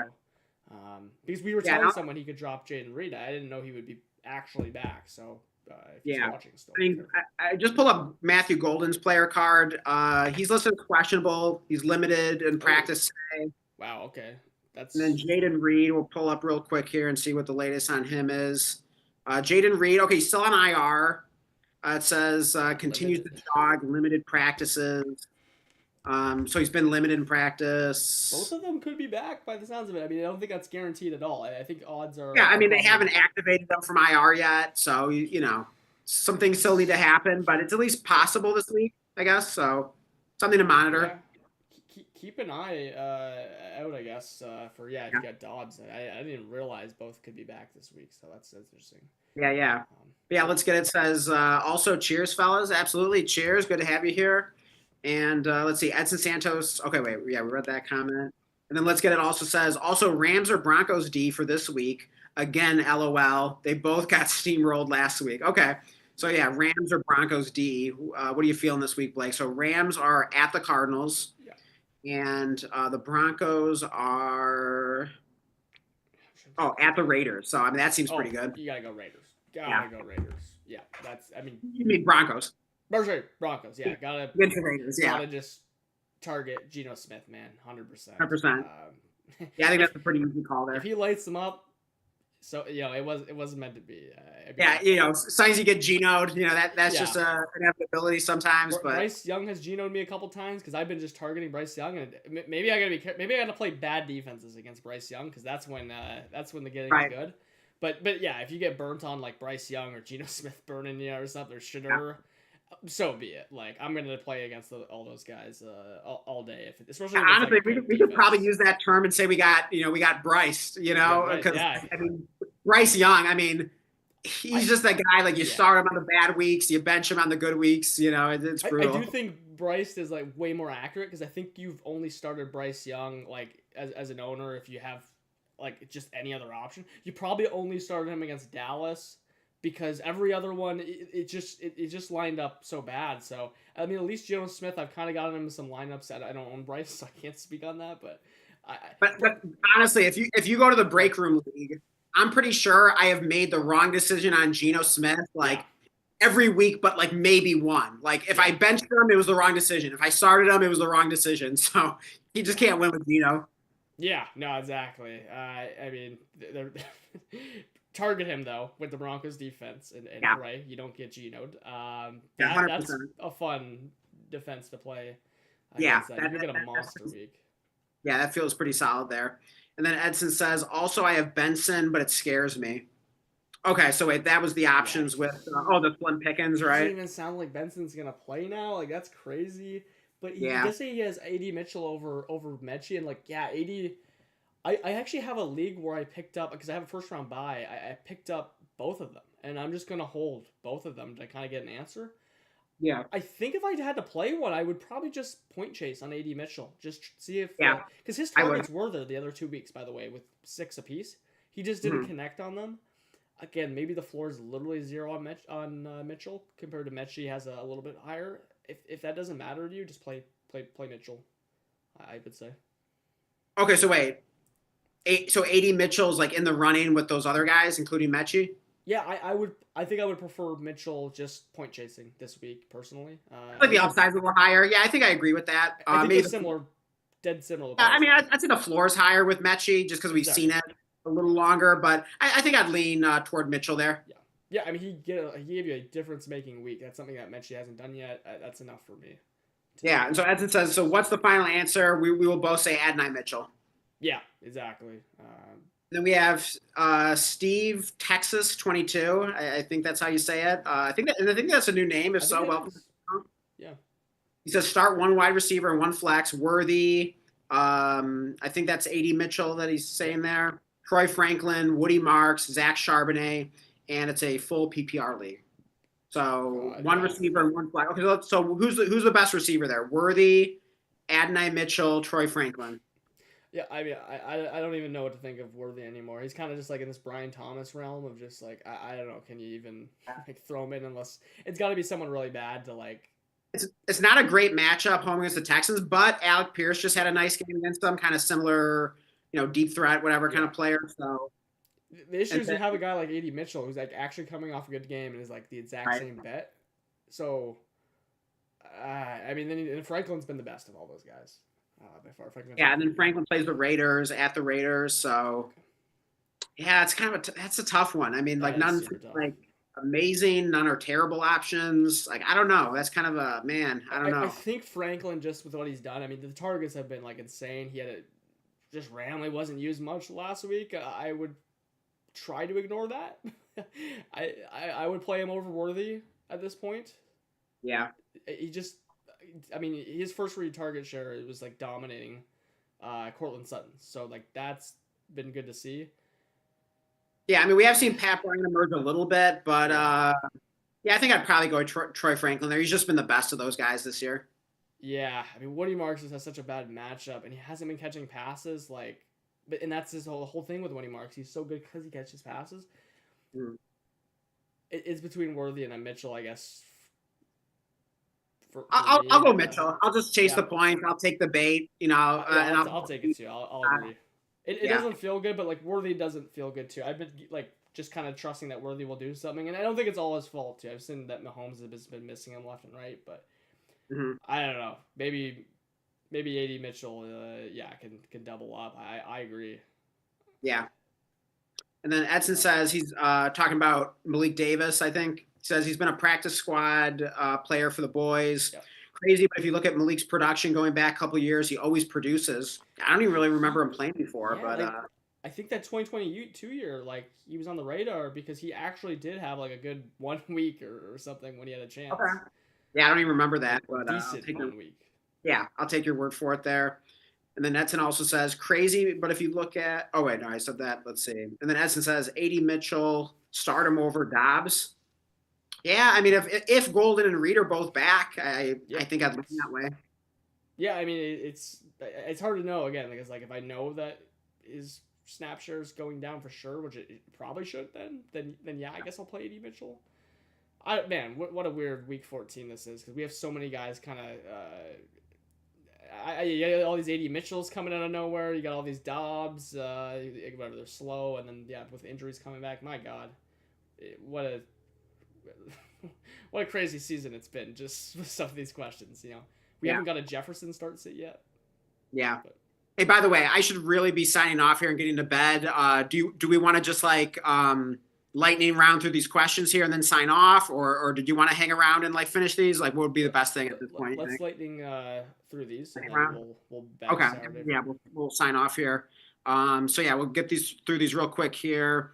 Let's get it. Says, yeah, good point regarding Dobbs. Just wasn't too sure because Green Bay runs heavy some games too. That Emmanuel Wilson game was all carries to him. Yeah, I mean that was the Vikings, whether dumbing the Vikings, but yeah. I still think Dobbs is like a good play. Just AD Mitchell could be a good play as well. That's tough. I don't know.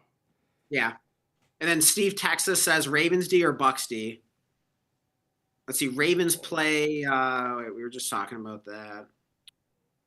Ravens play. Of course, I Steelers. can't. Steelers. Hmm. Interesting. They've been getting better. I'll go Bucks. Yeah, I want to go Bucks too, which is off. I know it is Brissett at least, but It's the like, same. oh, wait, sorry, the Saints. Oh, sorry, Oh, yeah, home- they yeah, just Bucks played are Brissett, home. right? Or I don't know, whatever, it doesn't matter. But they're playing Saints. Yeah, you gotta go Bucks D. Yeah, Ravens are home against the Yeah, Steelers. I mean, yeah, both should be fine starts, but I'm going to go yeah, Bucks there. It's not a gut. I mean, they yeah. it seems like they've been good this year. Pretty good matchup. Target Shuck, Out of shock, yeah. but even though he's kind of been decent, but still He's been target him. decent, but he's still probably a pretty Devin good guy to Neal, target for yeah, Devin defense. Neal. Hope Deshaun Valley doesn't put up, whatever he did, Yeah. like a couple touchdowns. Then let's get it says, okay, because I have Bowers, wasn't sure if it was counterproductive to start both, LOL, but that's not always the case. Nah, I mean, I wouldn't worry about that. I wouldn't worry about it too much, yeah. Yeah. And Steve Texas says, so I'm playing Waller this week, but on waivers is Pitts, Ertz, Barner, Loveland, or Mason Taylor. Wow. Should I start any of those over Waller? What do you think? Are you tempted by like Loveland there, Blake, or didn't Ertz have a nice game? Ertz had a monster 10 catch game. Again, he's always all reliable. I think, Yeah. again, you were just talking about full or half PPR. Waller was inches away from a touchdown at a 30-yarder. So I do think, like, he's as good of a play as anyone else. What I would say is, okay, I mean, you do have, like, Pitts on there. Like, obviously, Loveland, like, for stashing. I'm assuming this is shallow with Pitts on the waiver wire. You could probably just try to get Loveland if he shows something. I would play probably Waller or Ertz, and wait, Waller's got a decent matchup against the Jets this week, so I don't know. I'm interested in Waller because if Waller has a good game, like he's gonna be a really hot pickup, and he should have had a good game with that touchdown. So Yeah, I definitely like Waller this week. I might lean toward Ertz. I feel like the Vikings have been, vulnerable to tight ends this year. I don't know. Like I could just kind of see Ertz heating up here at the end of the year. Yep. Kind of, I don't know, just kind of a gut call. So I'm gonna lean slightly Ertz, but I definitely like Waller though in general. So I don't think you could go wrong either way there. yeah, I think they're both just kind of similar play. Like Ertz is gonna be the guy that you could get you a touchdown, more volume than Waller for sure. Honestly, like Loveland isn't a bad play either. I mean, we were saying we kind of like Caleb Williams, and Loveland could kind of be coming on here. And the Packers, like one vulnerability on defense has been tight ends a bit. So Yeah. I don't think that's a bad option either, especially if you need some upside. But I mean, we certainly saw Ertz's upside last week. I mean, we know Waller can score 2 touchdowns in any game. So that really is a tough one. I don't think you go wrong with any of those three, but Yeah. I'm going to lean slightly Ertz over Waller with Loveland not too far behind. Yeah, no, fair enough. And I agree with Loveland. Like he's a guy I want on my roster, but I don't think you'll need to pick him up with these options on tight end. Yeah. Yeah. And then Edson says, I'm already starting Adonai Mitchell. So if I go with your recommendations, I'd start both. Okay, so both Mitchell and Oh, I see. Okay, I didn't understand that when he asked that Yeah. before. And so would you start both those guys over Dobbs if Reed and Golden are both back? Was it over Dobbs on his question? I just want to see. I feel like he brought that up, didn't he? Unless I'm mixing things up. No, yeah, Santos, right? Edson Santos, yeah. Okay. Okay. Yeah. I think you got to pick one Jets receiver. I think you got to. I think you got to play Dobbs if you got. I don't know. I guess both can have a good game. I would rather just pick. Oh, that's right, because they're both on the Jets. I wasn't even like thinking of that. I see. Yeah. I don't think you can start. It feels like if you start both of them, you might as well just start Dobbs because it's like one of them are probably gonna have a bad game. Like I guess you would guarantee if what, none of them are even guaranteed to have a good game. So go. Yeah, that's not a winning formula. Do not start both Jets unless you just have no other option. So but thanks for clarifying that. And then let's see. Edson says, if JD is back, is he a start over Stroud or Brissett? What do you think, Blake?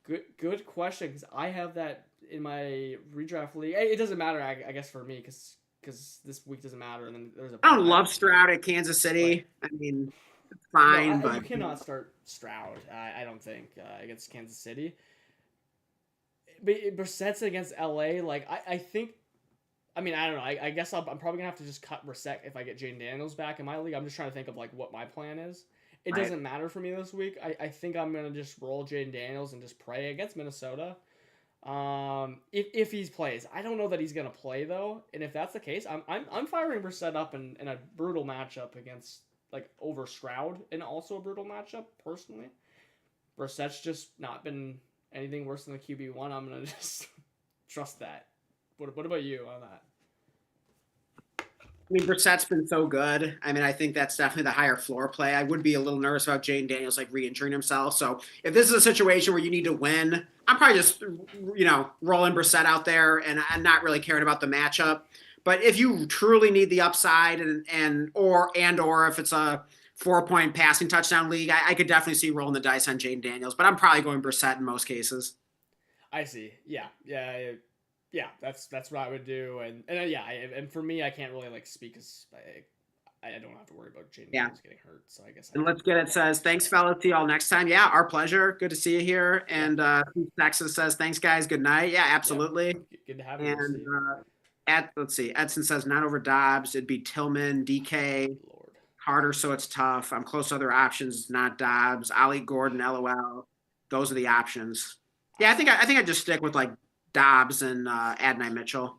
He's saying not over Dobbs, so that's not an option, I believe. So like, gotta pick Tillman or DK. So what's the question then?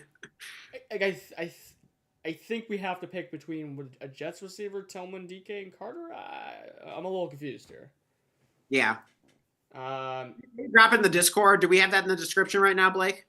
Yeah, we got the Discord in the description. Maybe send us a picture too to make it a little easier. Yeah, okay. He says JD and Jacoby and a super flex over Stroud. I would start both. I think I'd start both of them over Stroud. Yeah. I don't trust Stroud until proven otherwise, especially tough. Yeah. But yeah, feel free to clarify your other question in the Discord. Also, anyone else watching, definitely join our Discord.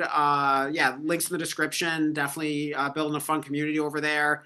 Anytime we're not streaming, you can drop any kind of start sit or trade questions in there, or just chat about whatever. Definitely some good guys over there. So definitely check that out. And drop us a like on your way out. Make sure you're subbed as we're trying to get to 200. And we might try to plan something fun when we hit that. So if you have any suggestions, drop us a comment after in the replay of the live stream, or drop it over in the Discord. Any last words, Blake? No, Edson. I don't know if you're in there in the Discord, but join up and we'll figure that out. I'll be up here to do so, but we'll sign off here. We'll be back Saturday, and good luck on Thursday. I guess it's gonna be a big week for a lot of people here. Yeah, absolutely. So